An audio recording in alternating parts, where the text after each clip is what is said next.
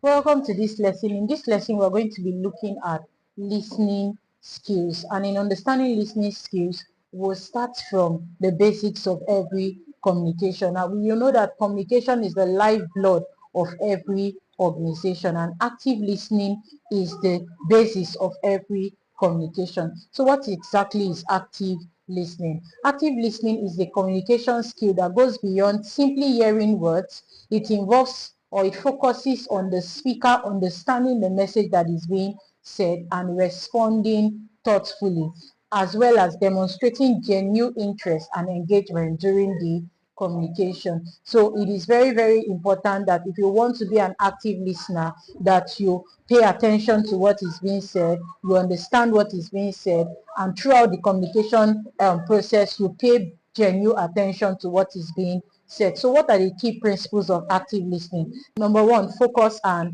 attention. So you must pay attention to what is being said. It is very, very key. This is number one ingredient of active listening. Two, understanding the message. So a lot of people most times listen with the intent to reply rather than listening with the intent to understand. So it is very, very important that you are listening not to reply but to understand what is being said, because when you understand what is being said, you would respond in a way that the person that is communicating with you would know that, oh, this person really understood what I have said, or this person understands where I am coming from.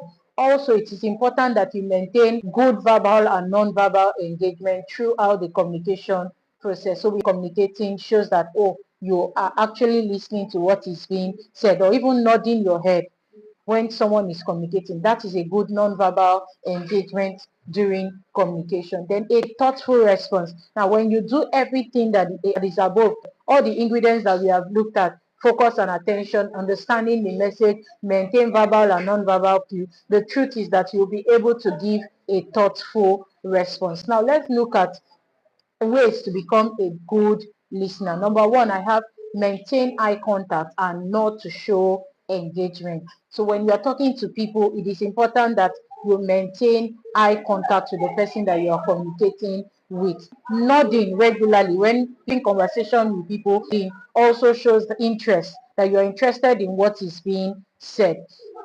Number two, ask follow-up questions to clarify understanding. So it's very, very key to ask follow-up questions in order to better understand what is being said. So a good example, a husband and wife may be communicating, and because the wife has said so many things and the husband really wants to respond thoughtfully, showing that he really understands or he really cares about what the complaint that the wife is raising. So the man can go ahead and say, honey, when you say we can't communicate, what exactly do you mean? When he asks this question, first of all, it breaks her defenses and she comes to understand to the point where she believes that, oh, this man really cares about what I am saying and he really wants to understand what I'm saying so that we can come to a mutual agreement.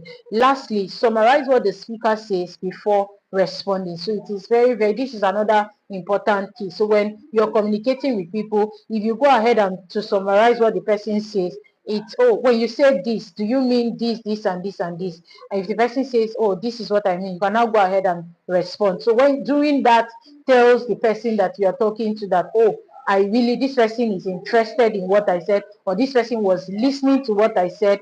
Active listening is very, very important, and you cannot overemphasize the importance of active listening, because a good listener will definitely communicate effectively, and good communicators are people that will thrive in any sector. We have come to the end of this lesson. In the next lesson, we're going to be looking at how to communicate effectively in the workplace. See you in the next lesson.